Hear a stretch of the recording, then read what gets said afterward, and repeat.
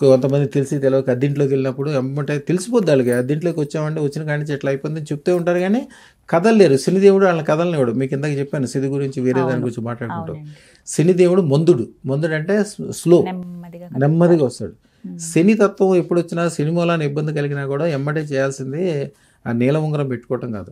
నీలం ఉంగరం పెట్టుకుంటే, నీలం అంటే శని కదా, శని తీసుకొచ్చి దగ్గర ఎవరు పెట్టుకుంటారు? అవసరం చక్కగా 1 కిలో బెల్లం తీసుకెళ్ళాలి, శివాలయంలో శని దగ్గర పెట్టాలి. ఇంటి దగ్గర నుంచి వెళ్ళేటప్పుడు ఖర్జూరాల రసము, 1 కిలో పంచదార, ఆవు పాలు, ఈ 3 తీసుకెళ్ళి బెల్లమేమో శని దగ్గర పెట్టి 9 సార్లు ఆ నవగ్రహాల చుట్టూ తిరిగి కాళ్ళు చేతులు మొహం శుభ్రంగా కడుక్కుని తర్వాత శివుడికి అభిషేకానికి ఈ 3 వస్తువులతో అభిషేకం చేసుకుని ఇంటికి వెళ్ళాలి. సంవత్సరానికి ఒకసారి చేస్తే చాలు. బెల్లం మాత్రం శనీశ్వరుల వరకు పెట్టాలి. అంతే.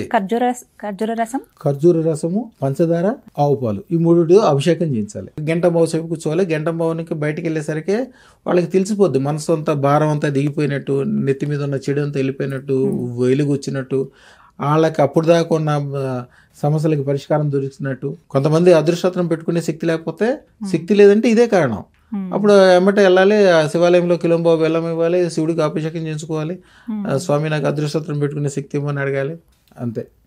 అటు 3వ రోజున 4 రోజులు వచ్చి పెట్టుకోగలుగుతాడు. డబ్బులు ఎటు నుంచి వచ్చేస్తాయి. చాలా మంది ఏం చేస్తారంటే, నాది అదృష్టానికి సంబంధించింది, అదృష్ట దేవత నాది ఫోటో కలిపి కాలర్ ఐడీలు పెట్టుకుంటారు. ప్రతిసారి చూసుకుంటాం కదా అండి, ఎప్పటి నుంచో అనుకుంటుంది, అవలేదండి, పెట్టుకున్నామంటే ఈ పనులు అయిపోయినాయి, డబ్బులు వచ్చినాయి, అదృష్టం తీసుకెళ్ళాలంటే